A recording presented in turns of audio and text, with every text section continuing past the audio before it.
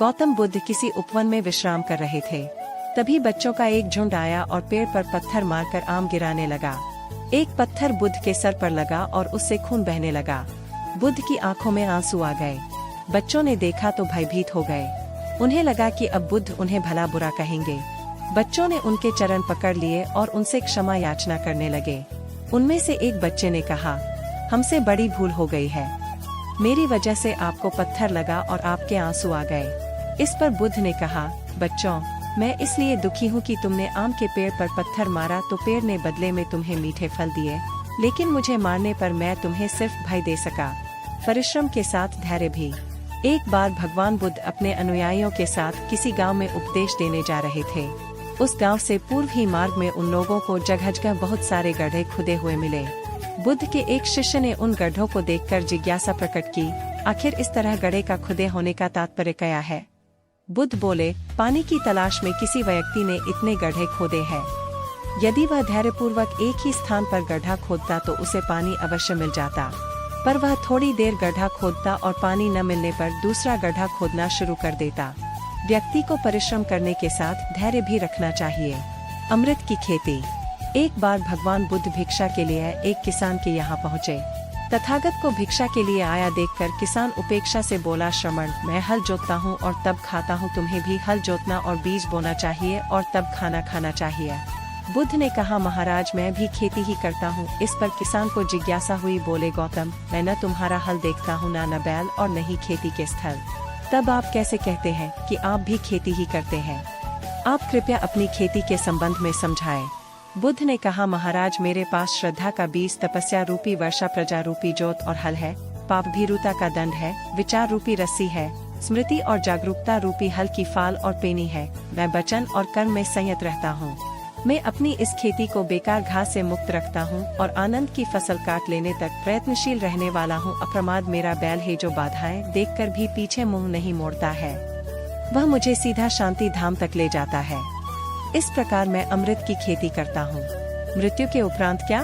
एक बार बुद्ध से मलु के पुत्र ने पूछा, भगवान, आपने आज तक यह नहीं बताया कि मृत्यु के उपरांत क्या होता है।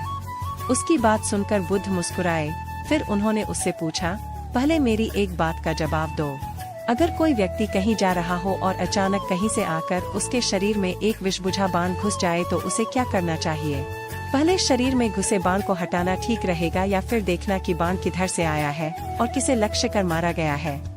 मलु के पुत्र ने कहा, पहले तो शरीर में घुसे बाण को तुरंत निकालना चाहिए, अन्यथा विष पूरे शरीर में फैल जाएगा। बुद्ध ने कहा, बिल्कुल ठीक कहा तुमने। अब यह बताओ कि पहले इस जीवन के दुखों के निवारण का उपाय किया जाए या मृत्यु की बाद की बातों के बारे में सोचा जाए। मलु के पुत्र अब समझ चुका था और उसकी जिज्ञासा शांत हो गई। बुद्ध ने कहा, सबका हित करो। एक दिन एक व्यक्ति बुद्ध के पास पहुंचा। वह बहुत अधिक तनाव में था। अनेक प्रश्न उसके दिमाग में घूम घूम कर उसे परेशान कर रहे थे, जैसे आत्मा क्या है? आदमी मृत्यु के बाद कहाँ जाता है? सृष्टि का निर्माता कौन है? स्वर्ग नरक की अवधारणा कहाँ तक सच है और ईश्वर है या नहीं? उसे इन प्रश्नों के उत्तर नहीं मिल रहे थे। जब वह बुद्ध के पास पहुंचा तो उसने देखा कि बुद्ध को कई लोग घेर कर बैठे हैं। बुद्ध उन सभी के प्रश्नों व जिज्ञासाओं का समाधान अत्यंत सहज भाव से कर रहे हैं। काफी देर तक यह क्रम चलता रहा, किंतु बुद्ध धैर्यपूर्वक हर एक को संतुष्ट करते रहे। बेचारा व्यक्ति वहाँ का हाल देखकर परेशान हो गया। उसने सोचा कि इन्हें दुनियादारी के मामलों में पड़ने से क्या लाभ, अपना भगवत भजन करें और बुनियादी समस्याओं से ग्रस्त इन लोगों को भगाए। किंतु बुद्ध का व्यवहार देखकर तो ऐसा लग रहा था मानो इन लोगों का दुख उनका अपना दुख है। आखिर उस व्यक्ति ने पूछ ही लिया, महाराज, आपको इन सांसारिक बातों से क्या लेना देना? बुद्ध बोले, मैं ज्ञानी नहीं हूँ और इंसान हूँ। वैसे भी वह ज्ञान किस काम का जो इतना घमंडी और आत्मकेंद्रित हो कि अपने अतिरिक्त दूसरे की चिंता ही न कर सके? ऐसा ज्ञान तो अज्ञान से भी बुरा है। बुद्ध की बातें सुनकर व्यक्ति की उलझन दूर हो गई। उस दिन से उसकी सोच व आचरण दोनों बदल गए। कथा का सार यह है कि ज्ञान तभी सार्थक होता है जब वह लोक कल्याण में संलग्न हो। भरतलाल शर्मा।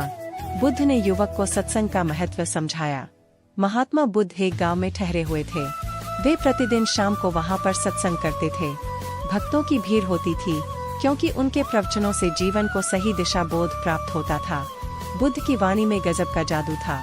उनके शब्द श्रोता के दिल में उतर जाते थे। एक युवक प्रतिदिन बुद्ध का प्रवचन सुनता था। एक दिन जब प्रवचन समाप्त हो गए तो वह बुद्ध के पास गया और बोला, महाराज, मैं काफी दिनों से आपके प्रवचन सुन रहा हूँ, किंतु यहाँ से जाने के बाद मैं अपने गृहस्थ जीवन में वैसा सदाचरण नहीं कर पाता जैसा यहाँ से सुनकर जाता हूँ। इससे सत्संग के महत्व पर शंका भी होने लगती है। बताइए, मैं क्या करूँ? बुद्ध ने युवक को बांस की एक टोकरी देते हुए उसमें पानी भरकर लाने के लिए कहा। युवक टोकरी में जल भरने में असफल रहा। बुद्ध ने यह कार्य निरंतर जारी रखने के लिए कहा। युवक प्रतिदिन टोकरी में जल भरने का प्रयास करता, किंतु सफल नहीं हो पाता। कुछ दिनों बाद बुद्ध ने उससे पूछा, इतने दिनों से टोकरी में लगातार जल डालने से क्या टोकरी में कोई फर्क नजर आया? युवक बोला, एक फर्क जरूर नजर आया है। पहले टोकरी के साथ मिट्टी जमा होती थी, अब वह साफ दिखाई देती है। कोई गंदगी नहीं दिखाई देती है और इसके छेद पहले जितने बड़े नहीं रह गए, वे बहुत छोटे हो गए हैं। तब बुद्ध ने उसे समझाया, यदि इसी तरह उसे पानी में निरंतर डालते रहोगे तो कुछ ही दिनों में ये छेद फूलकर बंद हो जाएंगे और टोकरी में पानी भर पाओगे। इसी प्रकार जो निरंतर सत्संग करते हैं, उनका मन एक दिन अवश्य निर्मल हो जाता है। अवगुणों के छिद्र भरने लगते हैं और गुणों का जल भरने लगता है। युवक ने बुद्ध से अपनी समस्या का समाधान पा लिया। निरंतर सत्संग से दुर्जन भी सज्जन हो जाते हैं, क्योंकि महापुरुषों की पवित्र वाणी उनके मानसिक विकारों को दूर कर उनमें सद्विचारों का आलोक प्रसारित कर देती है। भरतलाल शर्मा। बुद्ध की शिक्षा से मेहनत सफल हुई। एक आदमी को बुद्ध ने सुझाव दिया कि दूर से पानी लाते हो, क्यों नहीं अपने घर के पास एक कुआं खोद लेते? हमेशा के लिए पानी की समस्या से छुटकारा मिल जाएगा। सलाह मानकर उस आदमी ने कुआं खोदना शुरू किया, लेकिन 7-8 फीट खोदने के बाद उसे पानी तो क्या, गीली मिट्टी का भी चिन्ह नहीं मिला। उसने वह जगह छोड़कर दूसरी जगह खुदाई शुरू की, लेकिन 10 फीट खोदने के बाद भी उसमें पानी नहीं निकला। उसने फिर तीसरी जगह कुआं खोदना शुरू किया, लेकिन यहाँ भी उसे निराशा ही हाथ लगी। इस क्रम में उसने 8-10 फीट के 10 कुएं खोद डाले, लेकिन पानी कहीं नहीं मिला। वह निराश होकर बुद्ध के पास गया। उसने बुद्ध को बताया कि मैंने 10 कुएं खोद डाले, मगर पानी एक में भी नहीं निकला। बुद्ध को आश्चर्य हुआ। वे स्वयं चलकर उस स्थान पर आए जहां उसने 10 गड्ढे खोदे हुए थे। बुद्ध ने उन गड्ढों की गहराई देखी और सारा माजरा समझ गए। फिर वे बोले, 10 कुएं खोदने की बजाय एक कुएं में ही तुम अपना सारा परिश्रम लगाते तो पानी कब का मिल गया होता। तुम सब गड्ढों को बंद कर दो, केवल एक को गहरा करते जाओ, पानी निकल आएगा। उसने बुद्ध की बात मानकर ऐसा ही किया। परिणाम स्वरूप कुआं पूर्ण होते ही पानी निकल आया। सबने भगवान बुद्ध की जय जयकार की। भरतलाल शर्मा। बुद्ध के ज्ञान से सेठ ने पाया सुख। धन्ना सेठ के पास 7 पुश्तों के पालन पोषण जितना धन था। उसका व्यापार चारों तरफ फैला हुआ था, किंतु फिर भी उसका मन अशांत रहता था। कभी धन की सुरक्षा की चिंता, तो कभी व्यापारिक प्रतिस्पर्धा में आगे निकलने का तनाव। चिंता और तनाव के कारण वह अस्वस्थ रहने लगा। उसके मित्र ने उसकी गिरती दशा देखी तो उसे बुद्ध के पास जाने की सलाह दी। सेठ बुद्ध के पास पहुंचा और अपनी समस्या बताई। बुद्ध ने उसे सांत्वना देते हुए कहा, तुम घबराओ मत, तुम्हारा कष्ट अवश्य दूर होगा।